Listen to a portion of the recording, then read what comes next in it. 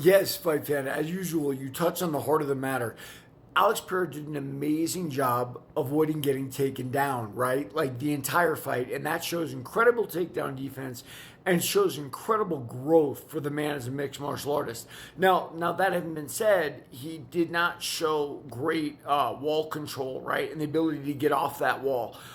That in itself is another martial art. So the question is, can he get back to that? And I hear what you're saying also about the question of whether him trying to avoid the takedown cost him the fight. You can become so myopic in what you're trying to do, you forget what maybe your strengths are. And let's take an example of that. Sean O'Malley, like, right, he almost knocked out Davashvili with that front kick in the final round, but the entire fight he didn't kick at all. Why? Because he was so nervous about the takedown, he took away his best weapons. And I would give for O'Malley his outside front kicks or sharpshooter like, right? Clearly he learned them in Taekwondo that they don't talk about. Alex Pereira, obviously he's a kickboxer. Problem with a guy like Ankalaev, though, fight fan, is he is so tough, just like Blachowicz. So you get these guys in MMA now, like Blachowicz, like Ankalaev. They don't look like Israel Adesanya. They don't look like Alex Pereira. They're not world-class kickboxers, but guess what? They're really, really tough,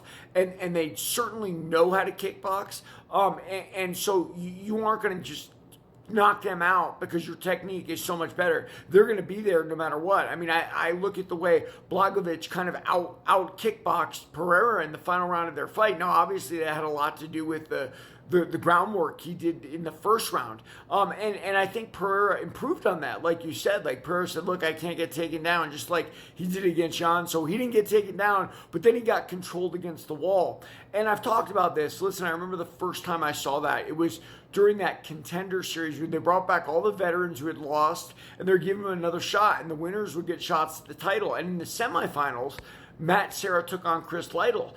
And it looked to me like Serra was holding the whole time. What was Matt Serra doing? He was pushing Chris Lytle up against the fence.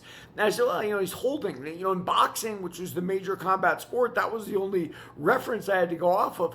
But the reality was, in the grappling world, in the jiu-jitsu world, what he was doing was he was controlling Lytle against that cage. And now I understand that Matt Serra actually won that fight, just like Ankalaev won his fight against Pereira. When I went down to the Alliance guys, I wasn't at Alliance, but I was at Blackline, which was an Alliance affiliate. Jason Lambert fought his whole career that way. Short, light heavyweight, had to push people against the wall, and that's where he wanted to fight all the time, and he was absolutely deadly there. Like, beating him there would have been really hard for anyone. It's why Nick Diaz and Nate Diaz did not like fighting in a cage. They said fighting should be in a ring, but c'est la vie, man. It's the last blue ocean, as my friend David Kim says. There's, he can out-wrestle a D1 wrestler against that cage. When will Pereira put it all together? I don't know. Does anyone ever put it all together in mixed martial arts? That's why it's so exciting. There's always going to be holes no matter how complete you are. Read my book, Warrior of the Light.